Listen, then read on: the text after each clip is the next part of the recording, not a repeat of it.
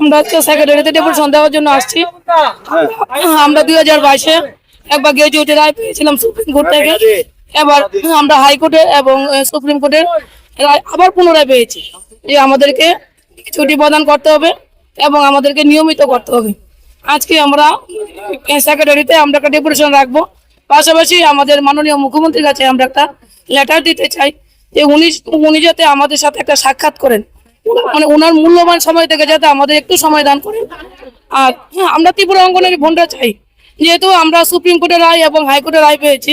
কোর্টের রায় তো কোনোদিনও এটা মিথ্যা হবে না, এটা তো আমাদেরকে দিতেই হবে, আগেই হোক বা পরই হোক। কিন্তু আমরা চাই যে যেহেতু মাননীয় মুখ্যমন্ত্রী জনদরদী মুখ্যমন্ত্রী, ওনার হাত দিয়ে যাতে এই ভালো কাজটা হয়, যাতে উনি সারা জীবন আমাদের কাছে একটা স্মৃতি হিসেবে থাকতে পারে, যাতে আমরা বলতে পারি যে এই রায়টাকে মান্যতা দিয়েছে আমাদের মাননীয় মুখ্যমন্ত্রী এবং এই কাজটা উনার হাত ধরে আমরা বোনরা পেয়েছে। তাই এই ভালো কাজটা উনার হাত দিয়ে মানে হওয়ার জন্য আমরা আশা রাখছি। কারণ সুপ্রিম কোর্টের রায় এবং হাইকোর্টের রায়কে কোনো সময় বঞ্চিত করা যাবে না। এটা আজকে হোক কালকে হোক, এটা আমাদের দিতেই হবে। তাহলে দেরি করে কোনো লাভ হবে না, দেরি করলে সরকারেরই লস হয়ে যাবে, কারণ এটা ইন্টারেস্ট সহকারে দিতে লাগবে। হ্যাঁ, কাজেই এটাকে দেরি করা ঠিক হচ্ছে না।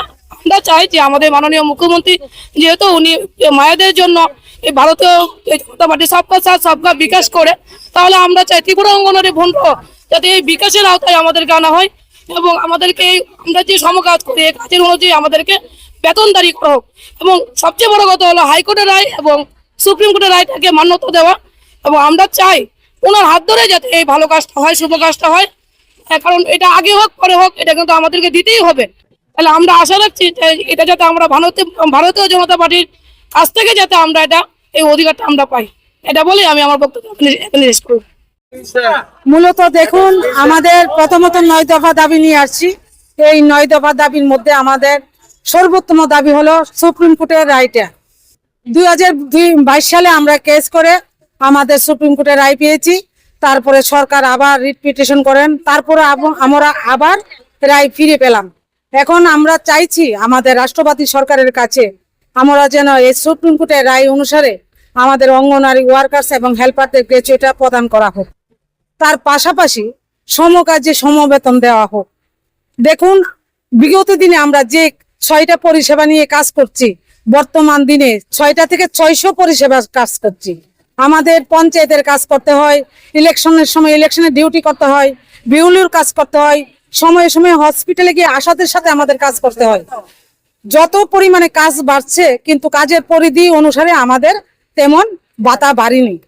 বর্তমানে আমরা চাইছি সুপ্রিম কোর্টের রায় অনুসারে আমাদের এই মহার্ঘ ভাতা থেকে এটা স্যালারি করা হোক এবং অঙ্গনওয়াড়ি ওয়ার্কারদের স্কিম ওয়ার্কারের আওতায় আনা হোক।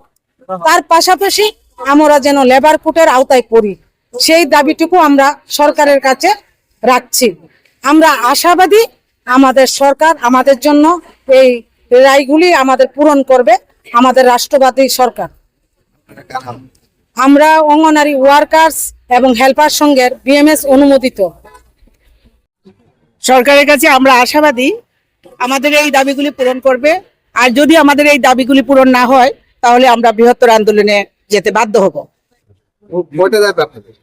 আমাদের মূল 9টি দাবি। মেইন দাবি আমাদের নিয়মিতকরণ করতে হবে, গ্র্যাচুইটি প্রদান করতে হবে এবং যারা অবসরকালীন চলে যাচ্ছে তাদেরকে পেনশন প্রদান করতে হবে। এককালীন 5 লক্ষ এবং 3 লক্ষ টাকা প্রদান করতে হবে। আমরা সারা রাজ্যে 22,000 অঙ্গনওয়াড়ি কর্মী এবং সহায়িকা রয়েছি।